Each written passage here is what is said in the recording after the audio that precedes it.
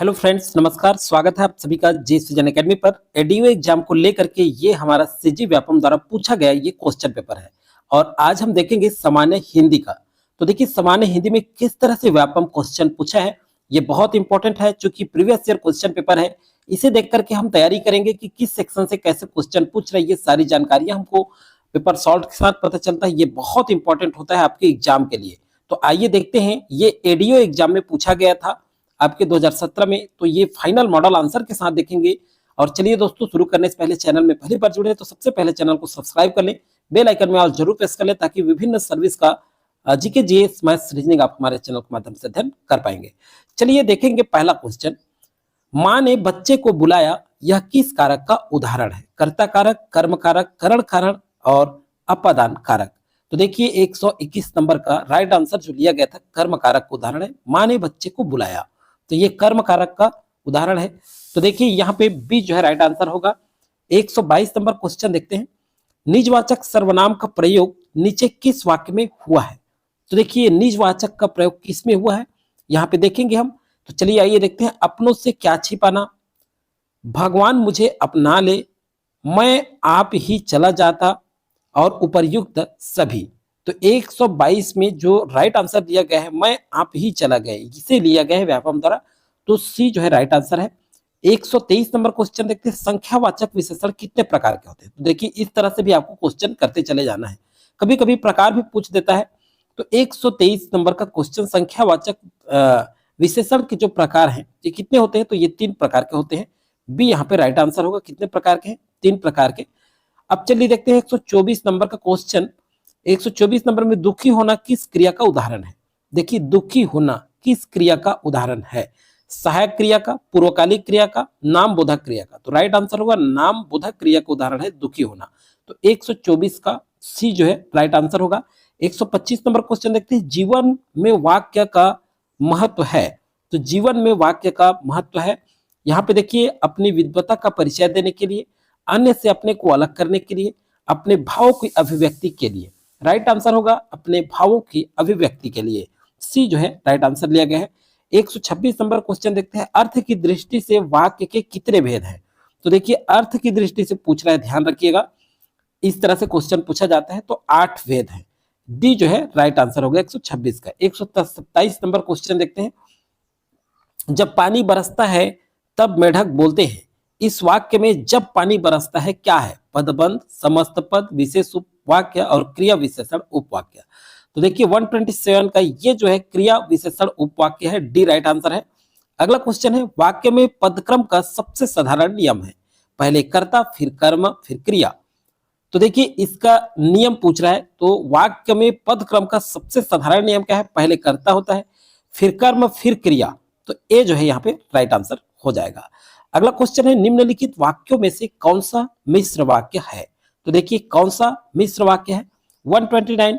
तो देखिए सभी ने महाप्रतापी राजा भोज का नाम सुना है। वह कौन सा मनुष्य है जिसे महाप्रतापी राजा भोज का नाम न सुना हो?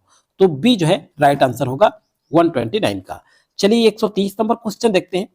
घड़ों पानी पड़ जाना। देखिए घड़ों पानी पड़ जाना मुहावरे का सही अर्थ क्या होगा? देखिए स्नान करना, परेशान होना, अत्यंत लज्जित होना। सी यहाँ पे राइट आंसर होगा 130 का। चलिए 131 नंबर क्वेश्चन देखते हैं। बांसों उछलना। देखिए बांसों उछलना मुहावरे का सही अर्थ है। तो देखिए नया नया पूछा जाता है तो मुहावरे आप अच्छे से कर लें क्योंकि 2 क्वेश्चन पूछ दिया है। तो बांसों उछलना का अर्थ क्या होगा? नीचे से ऊपर चढ़ना, बहुत खुशी होना। बी जो है राइट आंसर होगा 131 का। 132 का देखते हैं। जिन ढूंढा 3 पाइयों गहरे पानी पैर, कहावत का सही अर्थ क्या है?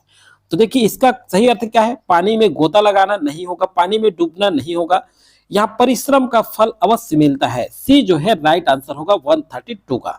चलिए अगला क्वेश्चन देखते हैं।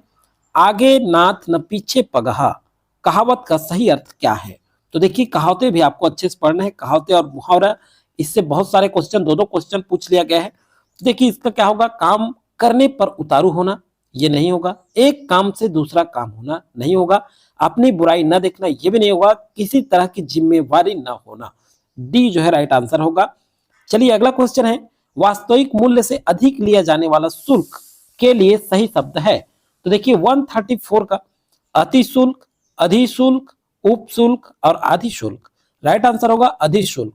बी जो है राइट आंसर होगा 134 का। अब चलिए देखते हैं 135 नंबर क्वेश्चन। निम्नलिखित में मूल स्वर के समूह को चिन्हित कीजिए। मूल स्वर के समूह को चिन्हित करना है।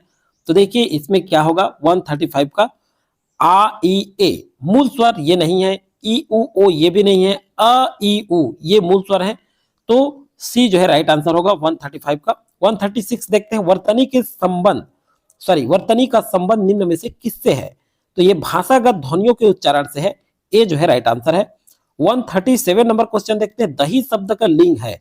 दही शब्द लिंग है, मतलब दही शब्द कौन सा लिंग है? 137। तो ये स्त्रीलिंग है? नहीं, पुल्लिंग है। क्या है? पुल्लिंग। दही बड़ी इकारांत अकारांत, तो ये पुल्लिंग होते हैं।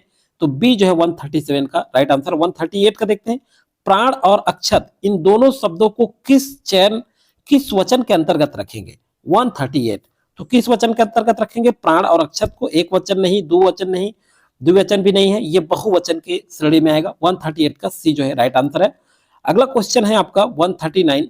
देखिए यहाँ पे निषिद्ध का संधि विच्छेद क्या है? निषिद्ध का 139। तो देखिए निर्धन सिद्ध नहीं होगा, निर्धन सिद्ध ये भी नहीं होगा, और निधन अधर ये भी नहीं होगा, निधन सिद्ध। तो देखिए निधन सिद्ध होगा। डी जो है राइट आंसर लिया गया है व्यापम द्वारा। अगला क्वेश्चन है रचना के आधार पर शब्दों को कितने भागों में बांटा गया है? तो रचना के आधार पर शब्दों को कितने भागों में बांटा है? 3 भागों में बांटा गया है। ए जो है राइट आंसर होगा। अब देखिए 141 नंबर का जो क्वेश्चन है इसे व्यापम विलोपित कर दिया है, व्यापम द्वारा विलोपित क्वेश्चन है। कालीन किस भाषा का शब्द है? तो देखिए कालीन किस भाषा का शब्द है? 142 ये तुर्की भाषा का शब्द है। तो देखिए ये देशज विदेशज शब्द भी आपको पढ़ना है। पर्यायवाची शब्द को कहते हैं? तो देखिए 143 इसे प्रति शब्द कहते हैं। सी जो है राइट आंसर होगा। 144 का चलिए देखते हैं। निम्नलिखित में से हरकत शब्द का अनेकार्थी चुनिए। तो हरकत शब्द का अनेकार्थी क्या होगा? 144। तो इसका क्या होगा? सेहत छुटकारा नहीं, दंड सजा ये भी नहीं, नतीजा फल ये भी नहीं, और गति चेष्टा होगा। डी जो है राइट आंसर 144 का। चलिए 145 नंबर क्वेश्चन देखते हैं। 145 है खुशबू में कौन सा उपसर्ग है? खुशबू उपसर्ग कौन सा है? तो देखिए 145 तो सबसे पहले ये देखिए उपसर्ग क्या है? जो शब्द के पहले लगता है, और जो बाद में लगता है वो प्रत्यय कहलाता है। शब्द के बाद में अगर लगा तो वो प्रत्यय कहलाता है। तो खुशबू में खू उपसर्ग नहीं होगा, बू उपसर्ग ये तो आएगा ही नहीं, बाद में लगा है। खुश उपसर्ग होगा। तो देखिए खुश फिर बू, खुशबू। तो इस तरह से सी जो है 145 का राइट आंसर है। का संधि विच्छेद करेंगे तो ये स्पष्ट हो जाएगा, ये 2 शब्दों से बना है। इसका राइट आंसर जो होगा वो 2 शब्दों से होगा। प्रत्यय शब्द 2 शब्दों से बना है।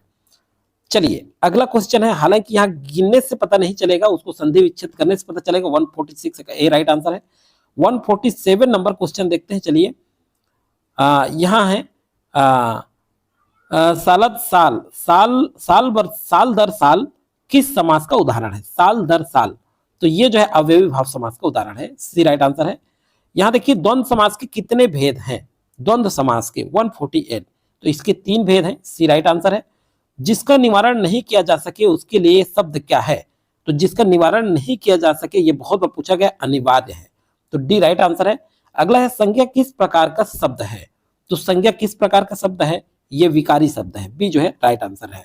कौन सा शब्द है? विकारी। तो इस तरह से हिंदी के पूरे क्वेश्चन हमने कंप्लीट कर लिया है।